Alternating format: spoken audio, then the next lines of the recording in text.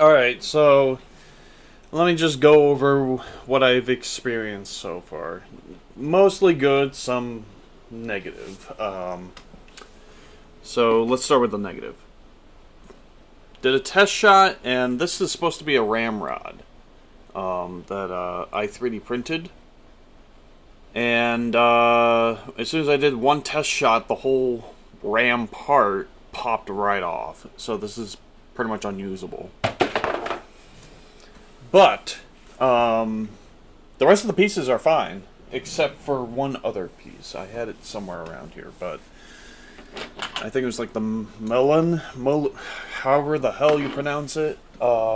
Should be somewhere around here. Anyway, it one of the pieces broke along with the ramrod that I had 3D printed, so I'm printing out another one as we speak, actually, over in the bonus room.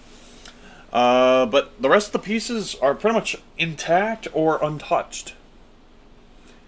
Assembling this was a bit of a pain, but then again I was excited and I made a lot of mistakes. Such as this piece was upside down somehow, and or maybe it was like kind of like 180 degrees in the opposite direction, so I had to fix that, and then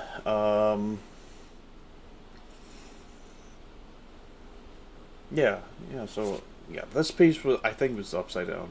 This piece was upside down and it looked funky, so I had to take it all. I had to take the front piece here off, reinstall it the right way, and then I got it fixed. The one thing I did, I don't know if you guys can see, at least from my angle, there's a spring, a tension, I think it's called a tension spring, kind of like right there, and I unbent it by accident. So at some point I'm going to have to either rebend it or just get another one. Again, that was totally my fault, so I'll just pay for a replacement if I need be. And in case you're wondering what kind of spring I got a K25 spring, and didn't realize how powerful it was. I thought it was just going to be weaker than like most springs, but I realize now that K26 and K25 are actually pretty powerful.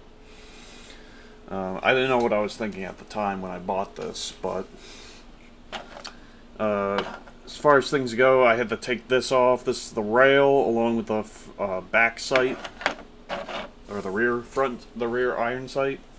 The iron sights didn't break, thank God. Those are like my favorite pieces out of all these. And aside from that, this didn't break, thank God, because this was a pain to print. And oddly enough, I had, here they are, here's all the pieces. So these are the pieces evidently helped me out a lot, and I have a lot of these now. Like CaptainSlug was very generous of giving me extras. Now, I don't know why he gave me this little white piece. I think I have an idea where it goes, but I don't know why. Is it some sort? I know it's like some sort of like dead space filler, or maybe it's like a cushion so they don't so the two pieces, like the ramrod and the plunger, don't collide with each other harshly, or something like that. I seriously don't know what happened to that other piece, but regardless, I have the Caliburn hardware kit assembled most of the way, and I think I know how to put it back together with the help with some instructions. I seriously don't know what happened to that piece. So yeah, Caliburn is still in the process of in the making and in the process of being completely done, I hope, because I'm I don't know why, but this is a very stressful project that I just got myself into. Also, I don't care for color schemes at this point. I really just care for, will it work, and if it works, I'll do a different one and a better color scheme. But this is relatively straightforward. The instructions are very easy to go through, and It's like there's hardly any problems as far as things go. I mean, aside from the tensioning spring I screwed up on, and the fact that the ramrod that I 3D printed along with I think it was like the Millennium or whatever thing. It's supposed to go on to this this part of it, I think, and connect with this. Either way, I'm 3D printing it now at a higher, like 100% infill, and still PLAs, because I still want to get away with all PLA blaster and not do one ABS.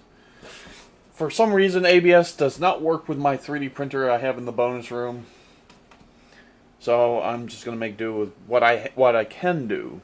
If anything, I'll either buy a part or I'll just print it in ABS. Until then, thanks for watching, guys. This is Nerf Gun Reviewer 331 signing off for today.